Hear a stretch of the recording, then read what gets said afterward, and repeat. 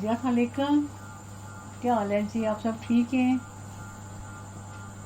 ٹھیک تو سب ہی ہوں گے، لیکن بارش نے بہت سخت پریشان کر رکھا ہے. پانی پانی، اس کا در پانی، خوف آ رہا ہے مجھے. میرے دل زیادہ طوفان نوح کی بات دل میں آتی ہے.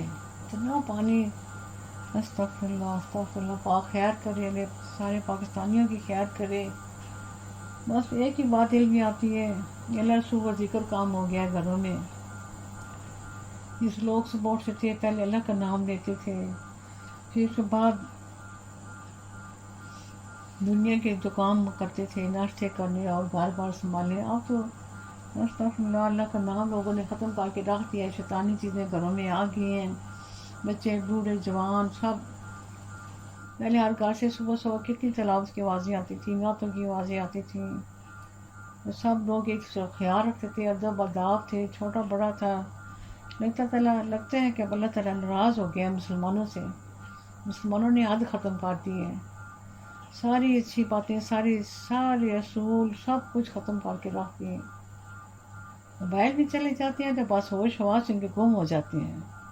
مجھے لگتا ہے جیسے وہ سب کچھ ان کا اسٹاپ ہو جاتا ہے. جو اچھی باتیں ان پہ آتی نہیں ہیں، دماغ سے لگتا ہے بالکل ہی نکل جاتی ہیں. بہت سخت پریشانی کی بات ہے. اللہ تعالیٰ رحم کرے.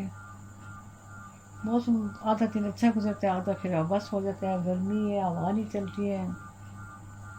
سارے مل کے دعا کریں، اللہ تعالیٰ سے معافیا مانگیں، عاجزی کریں اللہ کے آگے. اللہ تعالیٰ کو راضی کریں ہم سب. اگر کسی کو بات ہی سمجھ آ رہی ہے تو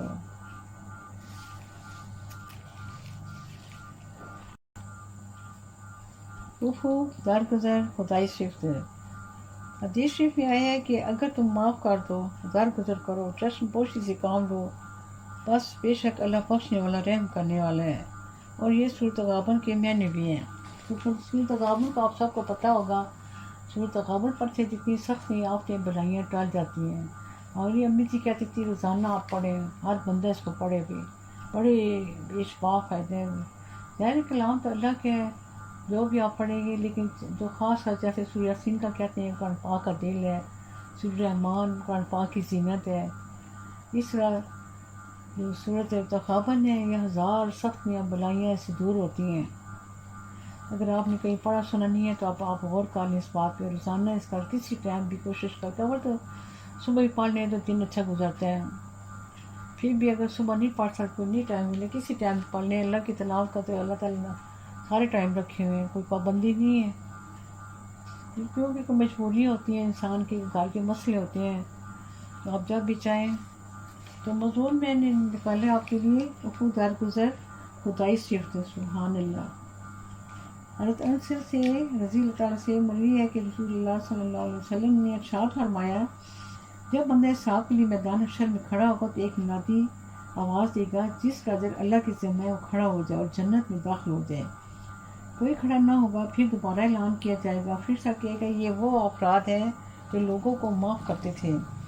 بس ایسے ہزاروں لوگ کھڑے ہو جائیں گے، بغیر حساب جنت میں داخل ہو جائیں گے.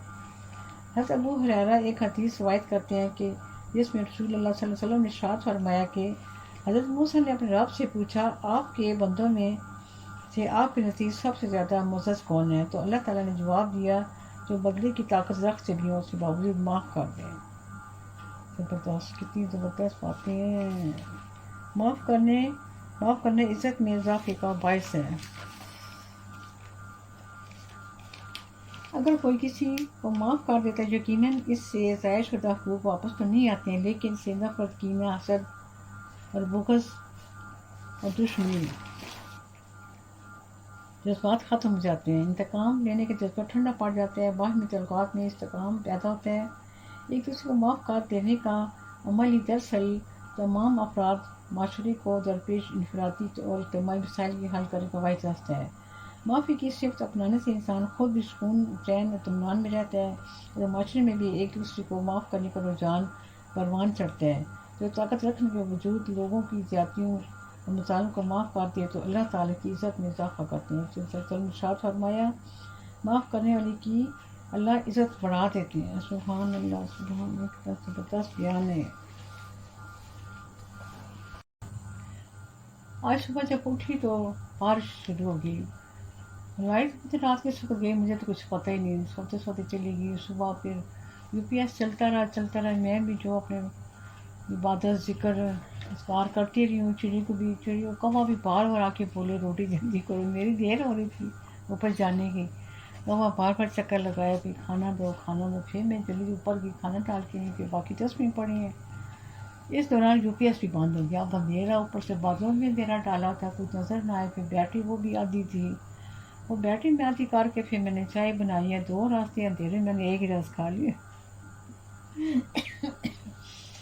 شوگر کیا کہ چلو اندھیرے میں چائے پانی لی. پھر اس کے بعد پھر تھوڑا سبق پڑھنے بیٹھی ہیں. کچھ چیزیں سب چیزیں کیا سنبھالی اندھیرے میں سمجھ نہیں آ رہا تھا. یہ چلو سبق پڑھ لیتی, وہ پڑھتی, تھوڑا سا پڑھا بھی.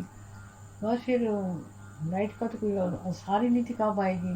لیٹ گئی. پھر میں موبائل پاس رکھنا بھول گئی.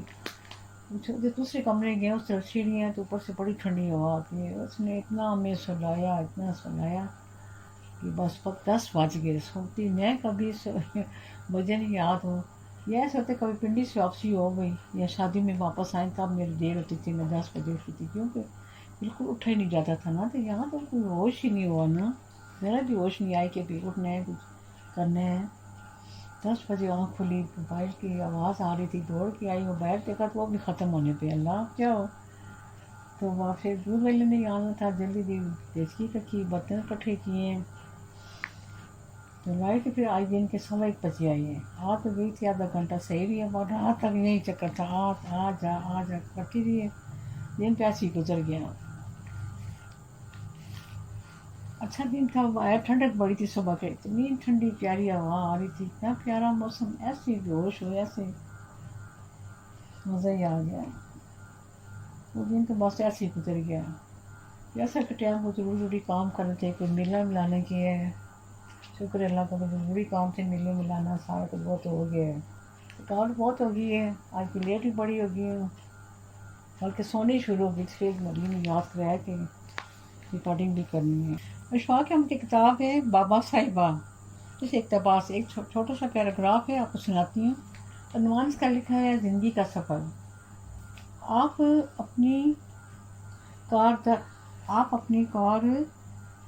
10-15 میل پہاڑ کے اوپر لے جا سکتے ہیں, لیکن آپ کو یقین ہوتا ہے کہ چوٹی پر پہنچنے کے بعد اترائی ہوتی ہے. یہ یقین اس لیے ہوتا ہے کہ آپ قدرت کے رازوں سے واقف ہیں اور پہاڑ کے اخراج کو بھی سمجھتے ہیں. آپ کو پتہ ہے کہ دنیا میں کوئی بھی کار مسلسل اوپر ہی جا ہی نہیں سکتی ہے اور نہ ہی نیچے جا سکتی ہے. یہ صورتیں بدلتی رہتی ہیں. آپ کی زندگی میں بھی یہی اصول کار فرمائے ہیں. چینی فلسفے والے اس کو یین اور یانگ کے نام سے پکارتے ہیں. ہم لوگوں سے زندگی میں یہی غلطی ہوتی ہے کہ ہم لوگ متبادل کے راز کو پکڑتے نہیں ہیں. جو شخص آگے پیچھے جاتی لے پر سوار نہیں ہوتا وہ ایک ہی مقام پر رک جاتا ہے. لائڈر جہازوں کے پائلٹ اس راز کو خوب سمجھتے ہیں. وہ بھی یہ سمجھتا رہتا ہے کہ پہاڑ یہ اوپر ہی جانا زندگی ہے اور نیچے آنا موت ہے. وہ زندگی پر ایک نفسیاتی لڑائی لڑتے رہتے ہیں اور ساری زندگی کی مشکلات میں گزار دیتے ہیں. ایک سمجھدار انسان جب زندگی کے سفر پر نکلتا ہے تو آسان راستہ اختیار کرتا ہے. وہ بلندی پر جانے کا پروگرام بنا کر نہیں نکلتا. ان شیر متنے میں یہ خوف سے وہ کمتا رہے.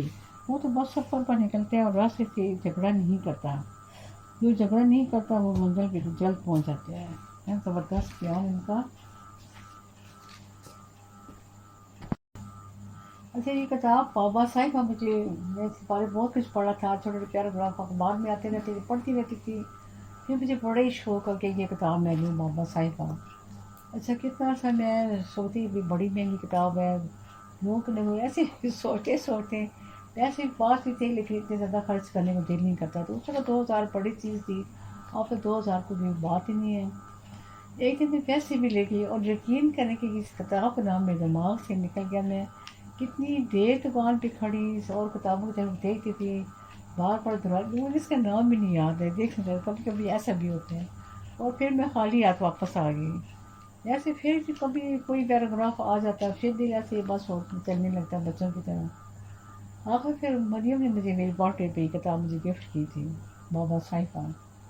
وہ تو میں اتنا بڑا گفٹ اس سے نہیں لے سکتی تھی بچوں سے تو بس تھا میں ایک بسکٹ بھی کھا رہے مانگتی نہیں، کبھی مجھے اچھے نہیں لگتا کچھ، میں دیکھتی ہوں لوگ بچے سے مانگ کے کھا لیتے ہیں، اور اتنے 2000 کی کتاب میں اسے گفٹ ہوں استغفار میں سوچ بھی نہیں سکتی ہوں۔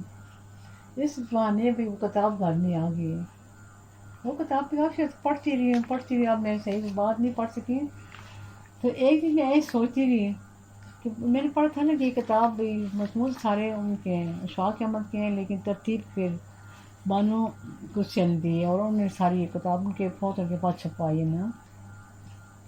کوئی پیراگراف ایسا آ گیا میں پڑھا تو پھر میں سوچتی رہ گئی، تو پھر ایک دن میں خواب میں بانو کچھے کو دیکھا، بانو کچھے بیٹھی ہوئی ہیں، ان کا لباس بہت اچھا ہوتا ہے، ان کے بازو فل بازو پہنتی ہیں، کپڑے ڈھیلے ڈالے، اور شیر پہ اچھی پیاری سی مسکراہٹ، اور دوپٹہ اتنا پیارا لیتی ہیں نا۔ ایسے ہی میں نے دیکھا ایک بہت بڑا درخت ہے، اس کے نیچے بیٹھی ہیں کرسی پر، تھوڑے فاصلے پہ ایک لڑکی بیٹھی ہے، اس کو کچھ بتا رہی ہے، تو میں ایسے کھڑی دور سے ان کو دیکھ رہی ہوں، اتنی پیاری لگ رہی تھی وہ نا۔ پھر میری دل میں یہی ہے کہ کتاب مجھے آگے پڑھنی چاہیے، اب میں کسی دن ٹائم نکال کے پڑھوں، بہت بڑی کتاب ہے، بہت ساری پڑھی ہوئی ہے، پھر کتاب کا نشہ بھی ایسا ہوتا ہے کہ میں شروع کر دینا تو بس پھر پڑھتے ہی جاتے ہیں، وہ پھر دل ہی نہیں کرتا رکنے کا نا، چاہے بڑا تھک بھی جاتے ہیں بس، اچھا انشاءاللہ پھر شروع